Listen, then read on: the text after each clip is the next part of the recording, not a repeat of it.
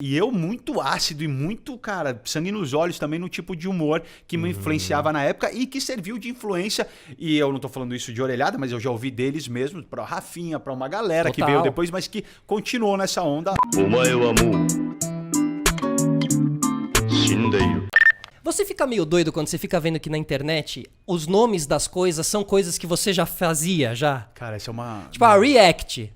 Você fazia React. Isso é uma conversa que a gente tem, eu e minha equipe, direto, assim, cara. Aí eu fico só falando assim, mano, quando que alguém vai me dar um crédito disso? Porque não posso eu chegar e falar, né? Claro, pega falar, mal, né? Você Eu já tô se sabia achando. tudo, já fazia tudo antes de todo mundo. Mas, cara, se parar pra ver verdade. e analisar minha história profissional friamente, cara, Piores Clips, o tipo de humor do Piores Clips, que foi, assim, o kickstart, né? Foi, assim, o início daquele humor mais ácido, transgressor. Não tinha esse humor no Brasil na época. Hoje em dia as pessoas não têm muita noção. Não tinha esse humor no Brasil. Era Caceta e Planeta.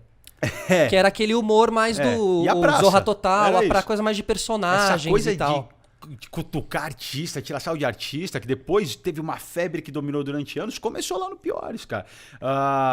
E eu muito ácido e muito, cara, sangue nos olhos também no tipo de humor que me influenciava na época e que serviu de influência. E eu não tô falando isso de orelhada, mas eu já ouvi deles mesmo, pra Rafinha, pra uma galera que veio depois, mas que continuou nessa onda. Mas mais até hoje. inconsequente, bem inconsequente na época, né, Papito? Então, eu era muito, eu era inspiração pra esses caras, totalmente. O Porchat, todos já vieram em algum momento, a Tata Werneck, todos já chegaram pra mim e falaram assim, cara, obrigado, você foi uma inspiração no começo da minha carreira. Eu fico mó feliz com isso, na verdade, isso é uma coisa que eu tenho muito orgulho. Porque realmente ninguém fazia esse tipo de humor. Ninguém, e a minha base era americana, era humor americano. Quem te inspirava? Cara, nessa época. Acima de tudo, o Andy Kaufman sempre foi a minha maior inspiração. A gente fez um programa, o Descontrole, que ele era baseado em Andy Kaufman. Praticamente tudo que a gente fazia. Mas eu sempre fui o cara que gostei muito de Eddie Murphy, de Richard Pryor, e Tom Green. Eu pirava com Tom Green na época, que era um maluco da cabeça também. E o Jackass era uma tremenda inspiração na época do Descontrole. E na época do Piores Clips do Mundo... Cara, a quem eu devo a minha carreira é o Beavis e Butthead. Eles são minha inspiração. O Piores Clips do Mundo é uma coisa que eu fiz naturalmente por ter assistido Beavis e Butthead anos seguido. Que, pra quem não lembra, no final do desenho, eles sempre assistiam um clipe e ficavam comentando em cima. Eles não entravam, isso tudo foi a minha criação, mas eles comentavam, tipo assim. Então eu lembro que começava a música, um clipe do Metallica, eles falavam, essa parte é chata pra caramba, mas depois vai ficar legal, vai entrar a bateria depois. E eles ficavam só analisando, essa mina aí. Pô, maravilhoso. Não, e humor, e aquilo, humor ácido, cruel. O humor duro, cara. Humor duro, assim, sem deixar prisioneiros, assim, matar todo mundo, entendeu? Não tinha essa. Mas aí por que é legal falar isso?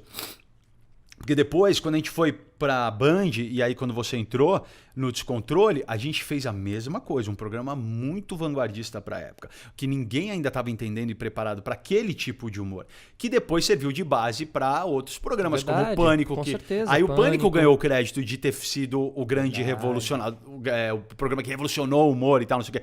Mas a base... Mas tinha uma semente, essa semente, ela foi base, plantada ali a semente foi plantada Até no porque grande parte, não grande parte, mas uma enorme parte. Muitas das pessoas que estavam no Pânico anos depois beberam da fonte, estavam ali na produção. Trabalharam com a gente. Trabalharam, o Bolinha, ativamente, o Keck. O Keck, é verdade, o Imbu. Sim. E o Vesgo. O Rodrigo Scarpa, o Vesgo, né? E aí depois, corta disso, aí volta pra MTV, aí eu comecei a fazer os programas de improviso. Antes também, verdade, que depois virou, 2, 3 anos depois virou uma febre, mas a gente começou antes lá na MTV, que depois, lançou a Tatá, lançou uma galera, mas eu comecei com os Barbixas 3 anos antes. Não, e assim, não tinha esse formato. Ele tinha algumas peças de teatro por aí, mas ainda era uma coisa muito Era de teatro. O Adnet fazia no Cenas Improvisadas, que eu já tinha participado lá uma vez. Verdade. E tanto o Gregório do Vivier era dos Zenas? Era dos Zenas? Sim. Adnet com o do Vivier. Time, que time incrível, time, né? Demais. Eu tenho orgulho de ter feito... Eles me convidaram. Você participou Participei, foi demais. E foi mais engraçado, porque eu lembro que a primeira vez que eu fui...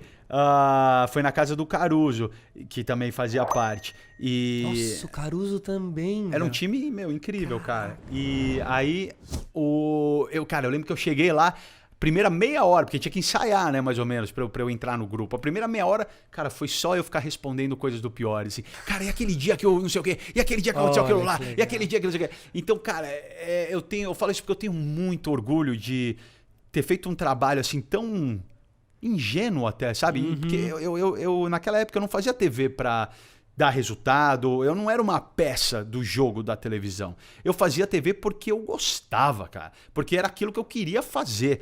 Não importa o resultado. Era visceral, 100% visceral mesmo. 100% visceral. Depois e assim, você foi entendendo como funcionava o rolê e tal, e foi, né? Não, eu fazia o que me divertia. Claro, como se fosse É que eu falei assim, eu fazia o que eu gostava. Eu gosto, obviamente, até hoje, mas na época eu fazia pra me divertir. Se eu tava dando risada, eu tava feliz. Porque eu sabia que meus amigos também estavam dando risada, e várias coisas que eu fazia no Piores eu já fazia com meus amigos na escola. Então, e não tinha internet? Não tinha internet também. Você falava, parecia que não tava falando pra ninguém, né, meu? Tava falando uma galera e não tinha retorno, não tinha gente falando, você é um vacilão, ou nada. Então é louco, porque, cara, eu sou de uma época em que o sucesso era medido pelo quanto você era assunto na escola no dia seguinte e no trabalho. Maravilhoso. E, perfeito. E o termômetro era esse. Eram as pessoas conversando sobre o que tinha acontecido. O cara do o taxista no dia seguinte, no ponto. Exatamente. O que eles estão falando, Tanto né? que é tão maluco, cara, que eu fui... eu lembro que teve a explosão da MTV, do Piores, e eu não sabia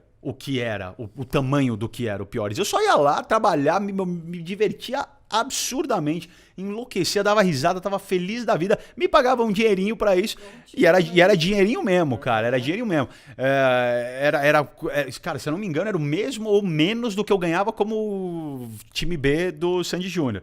Perfeito, era dinheirinho mesmo, assim, cara. Eu ia porque, cara, eu tava vivendo o meu sonho. O sonho da minha vida era trabalhar na MTV desde que eu tenho 9 anos de idade.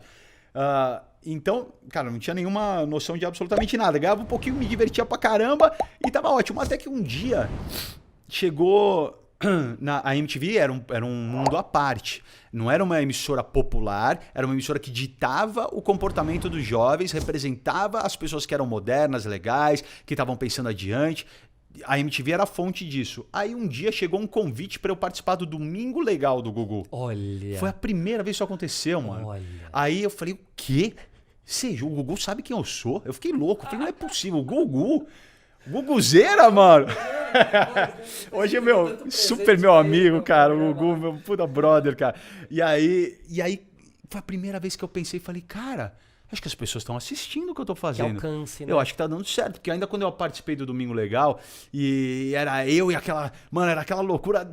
Tinha banheiro. Eu não fiz a banheira, eu não fiz.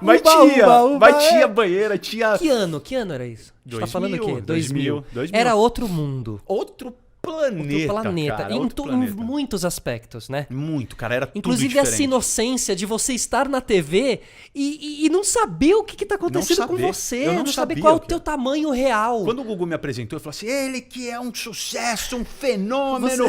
Eu falei, quem é? Quem vai entrar? Vai entrar o Leandro Learte? Quem vai entrar, mano? Sensacional. Era eu, o cara metade, os caras do cara metade. O Vavá. Aí, cara, no final das contas, foi o primeiro... como eu posso falar retorno. assim? Retorno que eu tive de que, cara, as coisas estão acontecendo de fato. E aí, o segundo, que é legal de falar, foi um dia que eu e o Chuck lá, a gente tava quebrando alguma coisa no estúdio, fazendo alguma coisa que fazia... Pra variar. Pra variar. Aí... o Zico chamou a gente, o Zico Góes, que era diretor, chefão da MTV, me chamou a gente lá na sala dele. A gente entrou, ele falou assim, o que vocês estão fazendo, cara? Aí a gente se olhou assim, puta, será que foi alguma coisa que a gente quebrou? Será que foi alguma parede que a gente... O que foi, né, cara? Não sei. Aí a gente ficou meio assim, sem saber o que falar. Aí ele falou assim, não interessa, na verdade, pra mim, o que vocês estão fazendo. Só não parem. Porque pela primeira vez a gente bateu 2 pontos de audiência. Foi tipo um negócio assim, a gente falou, quê? Pra uma emissora que dava 0,4, 0,5. Todo mundo assistia o Piores Clipes do Mundo. Todo mundo assistia o Piores Clipes do Mundo. No colégio, no dia seguinte, na faculdade. Eu acho que nessa época eu tava na faculdade. Mano, não tinha YouTube, era só o que tinha, cara. Era só o que tinha. Não, e você não tinha... O que você tá falando, hoje em dia, é o que as pessoas fazem quando elas entram nas estatísticas do Instagram, sabe? deixa eu ver quem me assiste aqui, quem me curte. Essa era a sua estatística do Instagram. Era o Gugu, era o Zico Góes chamando. Era não quando era você falava, direto. acho que tá dando certo. Não era direto, eu não sabia público. E demorava, às vezes nem chegava. Cara, o Gugu foi depois de um ano, assim, cara. Foi uma loucura. Aí eu lembro que passou um tempo e o Piores, né? É sempre bom a gente lembrar isso pra quem tá assistindo também, porque é uma história de superação no sentido de você acreditar na sua essência. Porque era um programa que ninguém acreditava. Porque era um programa que ia falar mal e tirar sarro da matéria-prima da emissora. Não à toa tantos artistas ficaram cabreiros, ficaram bravos, ficaram malucos, mesmo. Porque nunca ninguém tinha feito isso. Quem já tinha ousado zoar o Caetano Veloso? Quem? Claro. Tirar um sarro do Caetano Veloso era uma coisa inacreditável, impensável, cara. E lá fui eu. E aí passou um tempo e eu lembro que eles falaram assim... Eu não tinha acesso à audiência, não tinha nada, acesso a nada também. Mas aí eles falaram assim, cara... A maior audiência da MTV é o Piores Clipes do Mundo e a segunda maior audiência da MTV é a reprise do Piores na quinta-feira. Então ele ia ao ar na terça, reprisava na quinta e eram as duas maiores audiências da MTV. Ia ao ar na terça, eu lembro claramente que ia ao ar na terça. Toda terça. Claramente que eu assistia pra caralho. E eu assistia você antes no programa que você tinha com a Didi, que era na Supernova. tarde. Aquele era o tipo de programa que eu queria fazer, passar a tarde inteira ali, ao vivo, que depois... Era muito legal. Que depois, graças a Deus, eu acabei indo fazer o Chapa-Coco ali, lógico, ficava a tarde inteira ali. Em vez da Didi, você ganhou o Vascão. Isso. Sempre chorando. Cada um tem a Didi, né, que merece.